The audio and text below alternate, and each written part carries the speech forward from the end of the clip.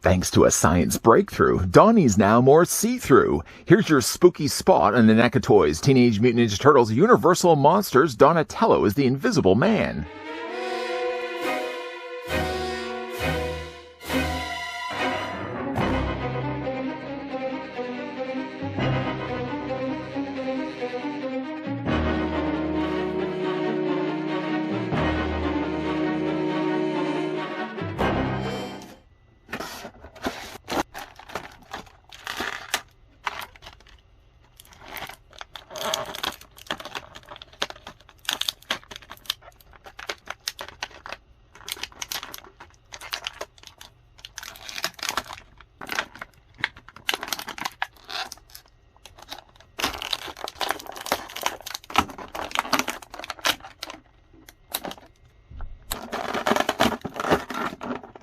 Donatello as the Invisible Man reimagines the turtle as the mysterious scientist who hides a terrible secret behind his bandages.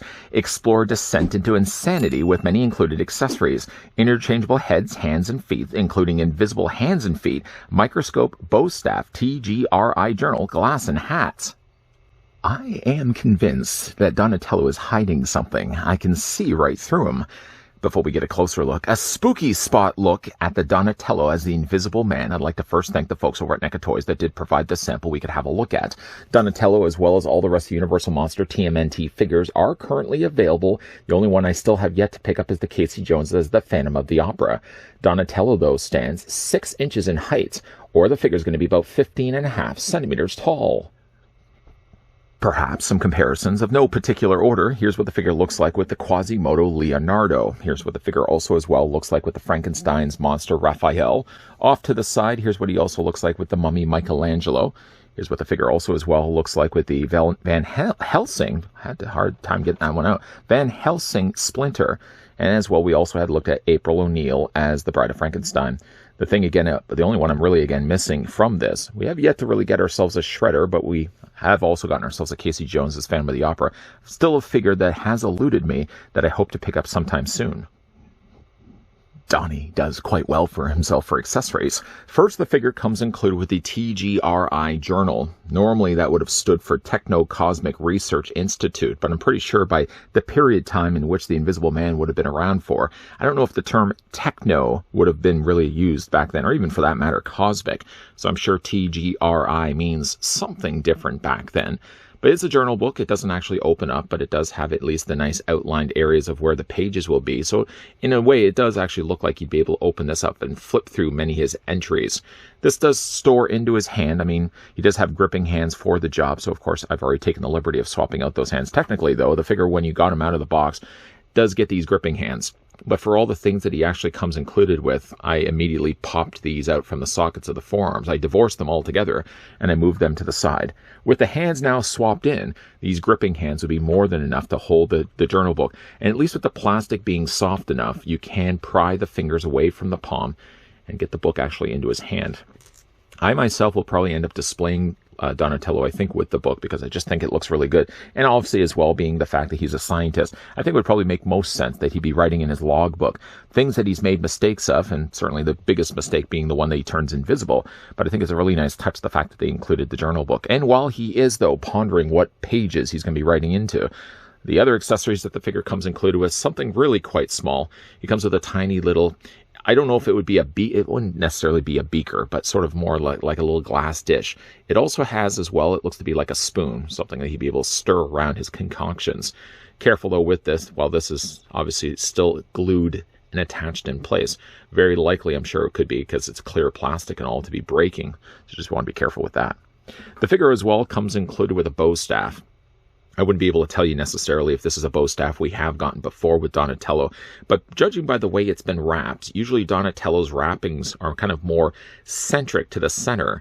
These ones are actually a little bit more wider spread, so maybe this is a unique bow staff to the Invisible Man Donatello. And again, this does fit into his hands. There isn't no place this time around for Donatello. Normally, there would always be a section on the back of the figure's body. Yes, we're going to talk a little bit more about that in a moment. But there's no section actually that you can store the bow staff. Kind of one of the exceptions to a Donatello figure, because there always usually is a storage space to store the bow staff. Not this time around. The figure as well comes included with a tiny little telescope, I keep wanting to call this a telescope. It's a microscope. A microscope. It has nothing that actually moves on it. The little microscope has nothing that rotates on the front to adjust the visual settings, but it's a nice little accompanying piece. I kind of wish, though, that the figure could have come included with a little tabletop, something which you could have actually put all the accessories on top of. But still, the fact he comes included with this tiny little microscope, which I got to stop calling it a telescope, it's a really nice little accompanying piece. The figure also as well comes included with this fedora. Fedora is a fairly soft enough plastic. It fits well over top of his head. I'll show you more in a moment. When I looked at this first fedora, I actually assumed, I'm just going to reach to the side here and bring in the Van Helsing Splinter. I thought they may have used the same hat again, and it doesn't seem to be the case. Obviously, Splinter had a section that has his little ears sticking up, and he also had a back section that stored a shuriken. Donatello's doesn't have that. It's also a little bit bigger also as well. Splinter's was not removable, but this one actually is removable and can then fit on top of Donatello's head. Either you decide to use this head sculpt, for example, or the other swappable head. He has the means to store it either way. The figure also comes included with a series of interchangeable hands. I guess the more unique hands, other than the gripping hands we've already had a look at and the closed fist hands, which are right over there. The figure also as well comes with a fanned out hand. I don't know if this necessarily serves a purpose. I suppose you could, if you wanted to, have him sort of holding the book this way. And he also comes included with a pointing hand too. The figure as well also comes included with a couple of gripping hands as well. Now I thought maybe like this hand would be better suited for holding the book. But if you though take the book and you put it into his hand, the grip is just too wide. You can see he just doesn't hold it at all. I suppose if you wanted to, you could have him kind of holding the book upright like this.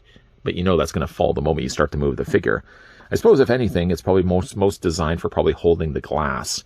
As you can see, he holds it fine this way. And, of course, maybe taken as well for the microscope, not telescope, microscope. You can also have him sort of cupping the microscope. It just dropped right now. The figure as well comes included with some really cool clear parts. First of all, he comes with some clear feet. Now, as he is right now, he actually already has clear feet, but those feet actually have wrappings around them. Don't believe me? You should believe me. These feet, as you can see, they seem to be the same, other than the fact that these ones have wrapping around them, and obviously they've painted the wrapping in there as well. If you didn't want to swap out to clear feet, it's simply just a case of popping the existing feet off the pegs and replacing them with these. Now, I know what you're thinking. You're thinking to yourself, well, wait a minute, clear plastic, that seems like a big no-no. Well, the thing about it, at least, is the fact that they've used like more opaque plastic for hinges. So while you are moving the feet back and forth, it isn't going to be the case that was plaguing with the older cult classic days of figures where they were using clear pegs and they were always prone to snapping. I still worry, though, about using clear plastic, but I worry it a little less by the fact that they're actually using opaque plastic for the hinges. You can kind of see the inner workings of the feet. And again, just to change those out, it's just really a case of taking the existing feet that he has and just popping out from the pegs. Find, of course, the appropriate feet, and then you just plug them back in place. The plastic, I will say as well, for the clear, seems a little more smoother as well. So when you're actually putting them in, I keep feeling like my fingers slipping off them. No, I don't have butter on my hands, not that I'm aware of at least. But yeah, changing out the feet can be a little harder just because, again, like when you're putting in the translucent or the clear plastic feet, they're just always slipping on you. There we go, just popping them in place. So you can see like the difference between the two. I personally think I would probably go with the bandaged feet myself, but I think it's a nice touch to actually have included this as well. I mean, when you start to really swap the things out on Donatello, after a while it sort of does look like he's disappearing like he would have in the movie. The figure as well repeats that as well with clear hands. The hands themselves are suitable for holding the bow staff, so you can see he's got a little bit more of a smaller grip this time. He's also got this hand as well. Now, this hand I think is probably the best suited for, say, holding the microscope, which I can see right down below here. Just because, again, like it's a very small grip. It's not going to be holding much of anything. Then the figure also comes included with, this may involve me having to remove the fedora, just put that to the side. The figure as well comes with swappable heads, two specifically. He comes with this one, for example, that has the goggles over top of the head. But then he also has this one as well that has the little hairs sticking out. I say little, there's quite a lot of hairs sticking out the top of the masked face. This one's also nicely done is because they've given a more, well, the inner eye sockets, for example, and the mouth also have been painted in black, but they've done it in such a way that even when you're looking at it from the side, it looks like it's hollow. If you were to look at it really close, though, you can see that they've actually painted in a solid eye area as well as the mouth. Just the mouth sits further back than the eyes. But man, it's a really nice touch. You can actually even see how far back those eyes go by the fact of me tilting the head sideways like this. If you, though, did want to, you can have actually the goggles that are on the defaulted head, and you can remove them if you want to. Basically, what it leaves behind, though, is still black eyes. I don't think it's as effective necessarily as perhaps this head sculpt, but if you don't really like the idea of having the hair sticking out the top, this is a good head sculpt to go with as well. I did notice, though, with this head, and actually both the heads, the neck joint sits really loose. And to change the head sculpt off, just simply unpeg that from the provided peg, pop this then in place, and then you got this head sculpt here, and then you can actually go back and take the goggles again. A little harder, mind you, to do, and just fit them over top of the eyebrows. Might even be better to kind of do this the opposite way around, and by opposite I mean like feeding it from the bottom. Can you actually feed it from the bottom? Let's just try that. Feeding from the bottom, you may have to actually stretch the goggles just a little bit. Certainly don't want these to be breaking at all either. Maybe it is easiest to actually get them around the hairs.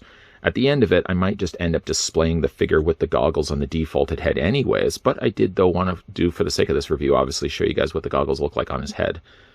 Are we all the way on there? I think we're all the way on there. This looks a little bit like Scooter from Muppet Show. Does anybody see the resemblance? Maybe a little bit. So yeah, if you did want to use the goggles, I like the idea, at least, that they gave you the goggles where they're swappable, so you can take them from one head sculpt to the other. Then we're just going to go ahead and pop that back into place. As of the rest of the jacket, though, or as the rest of the outfit, he does have a long-tailed gray jacket. He also has the little scarf that he has in the middle there that's all painted nicely in purple to identify right away that's Donatello. That purple happens to be also the same purple that they use for the strap for the goggles. The touch I like the most about Donatello is if you spin the figure around, obviously he has the elbow pads and he has the strapping there for the front. It doesn't say Donatello or anything like that. But one cool touch is if you flip it around to the back, you can actually see that they've made his shell clear. And apparently concealed inside, that's where Donatello's storing some extra slices of pizza. That's a really fun touch. There's really no way to actually get access to the pizza, so it's more one of those look but don't touch sort of things. But really the idea of having that included in the back of the shell is a nice touch on NECA's part. The jacket itself is a fairly soft plastic, at least it is down below here. It's also a little bit softer at the top there, but it does a really nice job of painting it. I like also as well that they've added the lighter coloring of the gray here, just to add a little bit of weathering to the jacket itself. For the figure's articulation, starting first with his head, would you believe that his head and his neck are two separate joints? So when you are rotating the head, for example, actually no, this one's not. This one is, though. This head sculpt does actually have the hinge joint. Let me just put the figure down here for a second. I thought it was the case that they were actually dual hinging both of them, but this one actually does have a ball joint here, and it's attached to the neck here, and then this part, of course, attaches to the rest of the figure's body. Strange, though, that on this one, you can see that they've actually kept one thing together, like all the neck is attached already to the head. So while you wouldn't be able to move this one in two different places, it still gives you the full posability where you can rotate it all the way around. It just, though, doesn't sit there. Maybe I didn't have it tight enough onto the ball joint. I mean, again, like when it moves, it's only really going to be moving down here. It isn't going to be able to give you the movement here on the top of the head. Arms do rotate all the way around. You can take as well those arms and hinge them out. I wouldn't necessarily promise that they would hinge at 90 degrees. I would probably more commit to the idea that they only hinge about 45. The figure has a double hinge in his elbows. There's a hinge right there. There's a hinge right there. Get your finger out of the way. And the hands do rotate also all the way around. He has no waist swivel. I mean, he does and he doesn't. It rotates only just by a little bit. You can't even really move the belt up either to see what's going on, but there is no hinge joint actually right here. So whatever rotating you're actually doing seems to only rotate underneath the body. I don't think there's actually there's no cut or anything right here in the waist.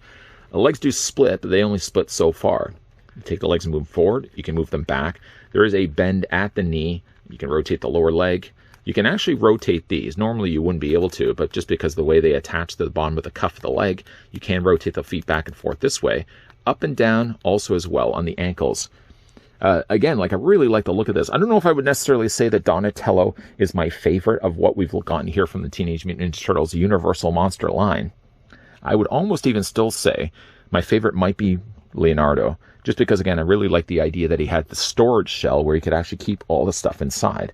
And again, bringing back in all the other turtles. I also really like Michelangelo, too. Michelangelo had a real creepy look to him. But I'm loving this line. I mean, again, we really have covered off most of, not all the territory. We don't have yet a Shredder, but we have also April O'Neil, and we also have, well, you know, again, let's just bring them all back here. There's Splinter once again as Van Helsing. And as well, we also have ourselves the April O'Neil. Again, like the movie, April O'Neil was used for the mold here, so she does seem a bit out of place when you're comparing her with the rest of the turtles that don't really have necessarily a movie look to them. But I do really, again, like the idea of mashing the Teenage Mutant Ninja Turtles and the Universal Monster together. What they have done so far is a happy little marriage, giving a little bit of the TMNT and a whole lot of creepy, and making some really cool line of figures. I wouldn't necessarily say, again, like Donatello is my favorite. Still probably would say it's Leonardo, and then probably after Leonardo, I'd probably say like Michelangelo as the Mummy. But all in all, though, I've been really, really happy with NECA's been doing with this line. I know when we were first looking at this line that I really thought that Donatello made more sense to be Victor Frankenstein, the man of science, the man behind the scenes that built the Frankenstein's monster. But really, Frankenstein's monster is the one that steals the show. Victor Frankenstein isn't really doing much of anything. It's better to have the Turtle brothers shine as someone who's still connected with science, but a character that's much more interesting like the Invisible Man. This also gives a chance for NECA's talented artists to come up with some rather interesting design elements that weren't already used for the other three. Like, for example, clear pieces, like the hands, the feet, and of course the more interesting thing and the fun thing is the fact that they also gave them a clear shell with all the storage space for the extra slices of pizza. For me, that's my favorite thing about the figures, the fact that they gave them that clear shell. Now, if you are, though, worried about the fact that they are using clear hands and clear feet, you can already see as well that they used translucent plastic for at least the hinges and the pegs, so those aren't going to be prone to breaking like the earlier days of NECA Cult Classic figures. Still, though, Donatello isn't my favorite. I would still probably say of the four Turtle brothers that we've now looked at, Donatello would probably still sit 4. Leonardo first for me. Then probably I would say the Mummy Michelangelo, probably then the Frankenstein's monster Raphael. And though sitting at the bottom in 4th place doesn't necessarily mean he's not as interesting. It's just the fact that all the other turtles were doing so many other cool things. And with Leonardo having a storage space in the back of his shell that opened up that store little tiny shelves, how could that not be my favorite of the Turtle brothers? What was your favorite of the 4 that we've looked at here? Obviously, we've also looked at Splinter. We've looked at as well April O'Neil as the Bride of Frankenstein. Still have yet to pick up, though, Casey Jones as the Phantom of the Opera, but hopefully that will be changing, especially during the spooky season of Spottober. I'd like to think that I can pick up Casey Jones. During that time, we can kind of wrap up things. You see what I did there? We can wrap up things with the rest of the TMNT Universal Monster figures. Let's hope, though, at some point we are going to be getting ourselves a Shredder, and I don't know what as a monster Shredder is going to end up being. But once again, I'd like to thank the folks over at NECA Toys that did come through and provide the sample of the TMNT Universal Monsters Donatello as the Invisible Man. Once again, let me know down below in the comments section of the Turtle brothers that are mashed up with the Universal Monsters, what would you say is your favorite? In fact, rank them by 4, like who's first, second, third, and fourth.